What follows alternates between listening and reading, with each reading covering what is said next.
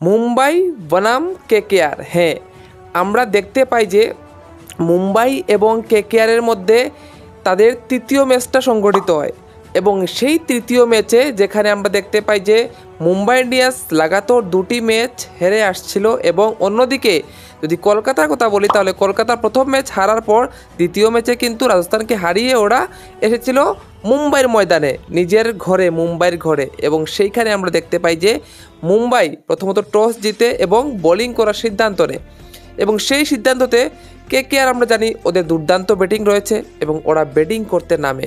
এবার সব থেকে বড় ব্যাপার হচ্ছে ব্যাটিং করতে নামার পর আমরা জানি যে মুম্বাইয়ের যে বোলিং অর্ডার সে এত বেশি শক্তিশালী নয়, কিন্তু দীপক চাহার এবং ট্রেন্ট বোল্ট কিন্তু সুইং করাতে জানে এবং মুম্বাইয়ের এই পিচে কিন্তু ফাস্ট বোলারের কাছে একটা বাড়তি সুবিধা থাকে, কারণ এখানে এক্সট্রা বাউন্স পাওয়া যায়, বল কিন্তু সুইংও হয়।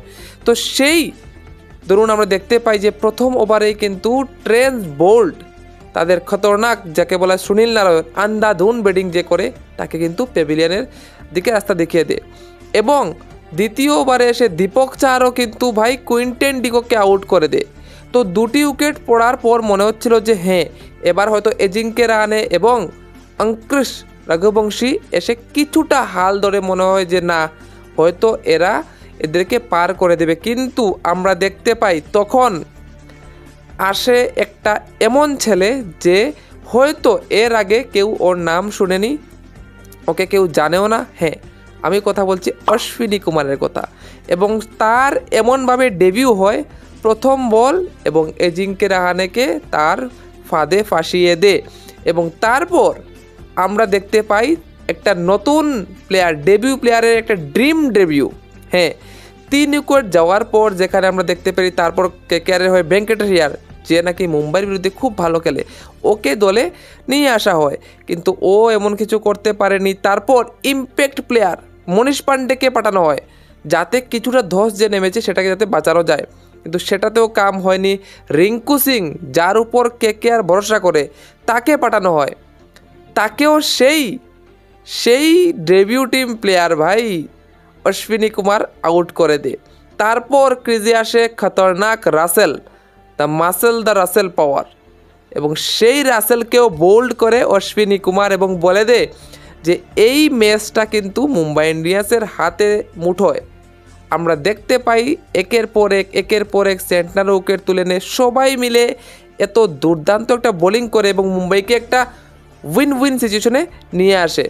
এবং আমরা যদি বলি যে অবশেষে প্রায় 22 বল থাকতে অল আউট হয়ে যায় কেকেআরের দল এবং একটা সম্মানজনক স্কোরও কিন্তু ওরা তৈরি করতে পারেনি এবং সেই জায়গায় দাঁড়িয়ে মুম্বাই ইন্ডিয়ান্স, হ্যাঁ রোহিত শর্মার ফর্ম নেই, ও আউট হয়ে যায় 13 রানের মাথায়, কিন্তু কমফোর্টেবলি রিয়াল রিকিলটন হোক অথবা সূর্যকুমার যাদব দেখেছি এবং উইল জ্যাক্স, ওরা একদম কমফোর্টেবলি এই ম্যাচটা কিন্তু জিতে নেয় এবং ওরা পয়েন্টস টেবলের খাতায় 2টা পয়েন্ট কিন্তু নিজের নামে করে দেয়। এবার দেখা যাচ্ছে 3টা ম্যাচ তো ভাই মুম্বাই ইন্ডিয়ান্সও খেলেছে, 3টা ম্যাচ কেকেআরও খেলেছে এবং তাদের জিত হচ্ছে কি একটা, হ্যাঁ একটি মাত্র জয় নিয়ে বসে আছে। মুম্বাই ইন্ডিয়ান্স হচ্ছে স্লো স্টার্টার, ওরা একটু লেটে স্টার্ট করে কিন্তু যে বোলিং পারফরমেন্সকে দেখিয়েছে সেটা কিন্তু ছিল দুর্দান্ত এবং কেকেআর অ্যাকসেপ্ট করে নিচ্ছে এই ধরনের বোলিং হবে এবং কেকেআর একবার নয়, আরসিবির সামনে একবার এবং এইবার দুবার আমরা দেখতে পাই এত হেভি ব্যাটিং থাকা সত্ত্বেও ওদের ব্যাটিং অর্ডারটা কিন্তু কলাপস হয়ে যায়। এবার প্রশ্ন, তাহলে কেকেআর কি আসলে এইবার মিডল অর্ডারের ব্যাটিং, যে একটা বলা হতো যে by strong point Rinku Singh, Ramandeep Singh, Andre Russell, Venkatesh Iyer, সেটা কি এবার ওদের দুর্বলতা বা উইক পয়েন্ট হয়ে গেছে? সেটা একটা বিষয়। এবার মুম্বাই ইন্ডিয়ান্স তো খাতা খুলে গেল, এবার দেখা যাক যে মুম্বাই এবং ম্যাচ শেষে পয়েন্টস টেবলের কী অবস্থা।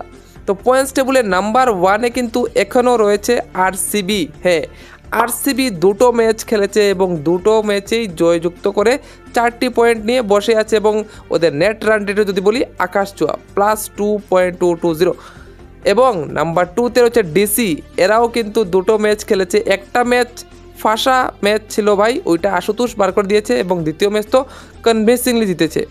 এবং নাম্বার 3-এ রয়েছে এলএসজি, যেখানে ওরাও 2টা ম্যাচ খেলেছে এবং উইক বোলিং নিয়েও কিন্তু এসআরএইচকে হারিয়ে ওরাও কিন্তু প্লাস পয়েন্ট নিয়ে বসে আছে, 2টো ম্যাচের মধ্যে একটা উইন 2 পয়েন্ট এবং একটা হেরেছে। নাম্বার 4-এ রয়েছে কে? নাম্বার 4-এ রয়েছে গুজরাট, ওরাও কিন্তু 2টো ম্যাচ খেলেছে, একটা জিতেছে একটা হেরেছে, ওদের পয়েন্ট হচ্ছে 2।